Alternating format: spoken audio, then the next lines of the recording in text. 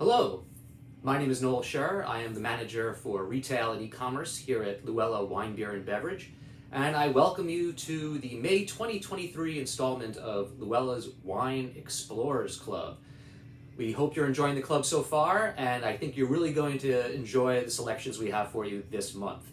We're going to start off right out of the gate with a wine I'm really excited about. This is the De Bartoli 2021 Catarratto Lucido.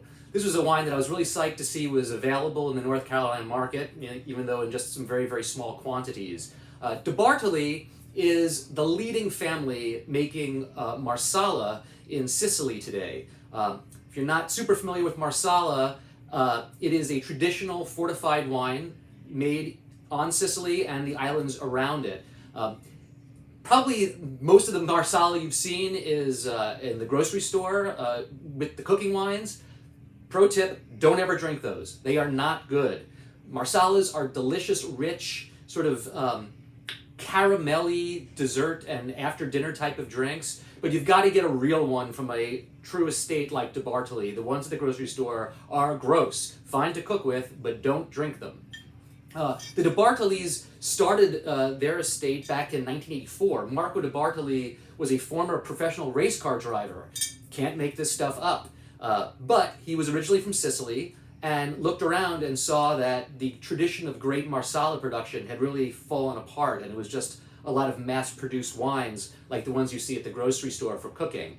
So he acquired some property on the island of Pantelleria, which is off of the coast of Sicily, and he and his family began making Marsala the old-fashioned way, hand harvesting everything, growing their fruit organically, and then focusing on low production and long aging of the wines.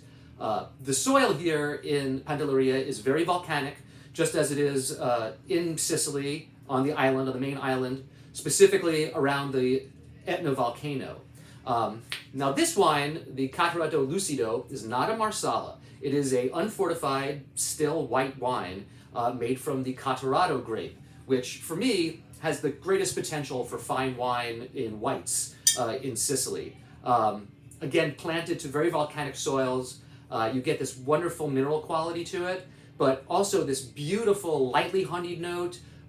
There's kind of a stone fruit peachiness to it, great racy citrusy acidity. It is an absolutely knockout gorgeous wine, and you barely ever see De Bartoli's wines in the market. You definitely don't see their table wines, their still wines. You see the Marsalas sometimes, but it is a true rarity to have availability on a wine like this. They call this cuvée Lucido. Lucido is the name of a specific strain of the Catarratto grape that is shinier and has a brighter skin. Catarratto skin often has almost a dusty appearance, and the idea is that these Lucido Catarratto grapes produce the finest, most sort of aromatic and beautiful expression of the wines. So I love this. I totally flip for it. It's a great white for spring and summer. I hope you're going to enjoy it a lot. Okay, the next wine in your 4-pack for May is the 2021 Adroit Ribolla Gialla. Adroit is a really cool project by a master sommelier and winemaker named Chris Miller, who has started to explore some of California's more underappreciated regions and varieties being grown.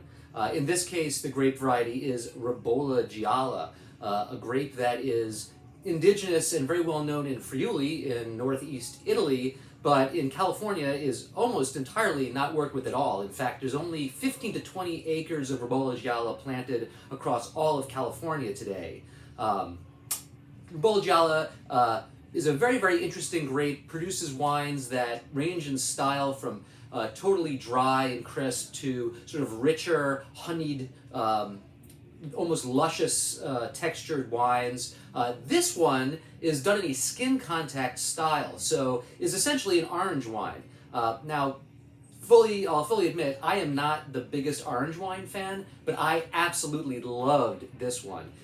It was very bright, it's very juicy, even though it does see 45 days of maceration skin contact, which is how orange wine is made, by letting the wine, the juice of the grapes, macerate with the skins for a protracted amount of time.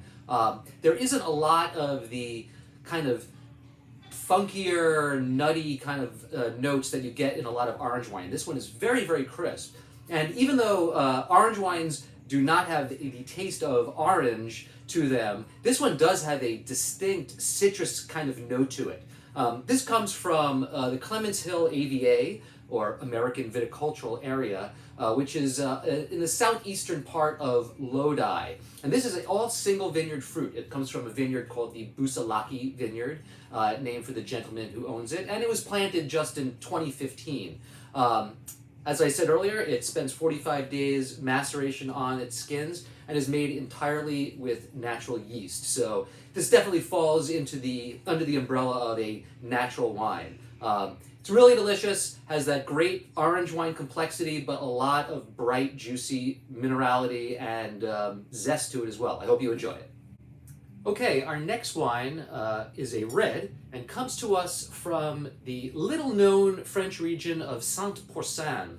Saint-Pourçain is in the Auvergne, which, if you sort of can imagine France on a map, is south of the Loire Valley and to the west of Lyon. So it's sort of in this little bit of a no man's land in between the Loire Valley and Burgundy. And it comes from a winemaker named Jean Tissed. He's a gentleman that took over his family's own estate in 2010. Now, this area of Saint-Pourçain, as I said, is very little known, but historically, most of the wine produced there was made by local co-ops. Farmers who grew grapes there sold them to a kind of central winemaking facility, and wine was made in sort of bulk out of these co-ops. Back in the day, there was about 2,000 hectares of vines planted in Saint-Pourçain. Today, apparently, there's just about 600 hectares. So it's definitely a region that has always been small and seems to be getting smaller. But there are some families, like the Tisseds, who are trying to make a higher quality wine. They're using biodynamic work in the vineyards, so totally organic in the vineyards, harvesting everything by hand. This cuvée that they call d'ici et de là, which in French means from here and there, or from here and elsewhere, is a 50-50 blend of Pinot Noir and Gamay. I really, really love this bottle. This is my kind of red wine for drinking during spring and summer. It's light-bodied, it's got kind of crunchy raspberry fruit, nice acidity. It's very, very food-friendly, so you could have it with a wide range of foods. Certainly you could have it with red meats and pork, but also poultry. Even grilled fish, I think you could do this because there's very, very little tannin here. And I would serve it with a chill. Right now I'm doing these videos in our temperature-controlled cellar. So this bottle's got a real nice chill on it right now, so it's perfect for opening at this temperature and drinking it. Hope you like it. Okay, the last wine in your 4-pack this month is another wine that I was very, very excited to see was available right now in the North Carolina market, and that is the Cavolato Langhe Green. So this is from a fantastic grower in the Barolo region, Cavolato, whose wines have become very, very hard to get. I don't see their wines available in this market very frequently at all. In fact, the wine I was really interested in tasting for the club from them was their Fresa, a grape variety indigenous to the Piedmont of Italy, but that was unavailable, so the salesperson brought me their Grignolino that they called Green, which I had never tried before, but I love Grignolinos. It's another grape variety indigenous to the Piedmont that's light, leathery, has sort of like a dried rose petal note on the nose, much like Barolo, so I was excited to try it, and this wine totally blew me away. So this is the 2021 vintage. Another thing that makes this really, really cool bottling is that this parcel, this tiny parcel of Grignolino, is planted to a single vineyard parcel called Brico Bosquis, which is one of the most famous and celebrated parcels for Nebbiolo, for making Barolo. So surrounding these vines are Nebbiolo vines that make one of the really great Barolos available from the Cavolato family. This is an old estate. It was originally established in 1928. They began estate bottling back in 1946. This particular cuvee is done entirely in tank, fermented in stainless steel and then aged for 9 months in tank. And as I said, it's a tiny, tiny little parcel, little island of Grignolino in a sort of sea of Nebbiolo. They only make about 100 cases at most of this a year. So the couple of cases we were able to get, we were pretty excited to be able to get our hands on. Like I said, the wine is lovely, elegantly weighted, really, really nice food wine. It's going to be very, very flexible with, if you're just doing like a meat and cheese board or grilled chicken, anything like that. This is going to be absolutely spectacular. Just like the last wine, I would serve it with a little bit of a chill. So stick it in the fridge for a half an hour to 45 minutes before you're going to open it. It really helps the brightness and kind of amps up the little dried floral notes on the nose that I had mentioned.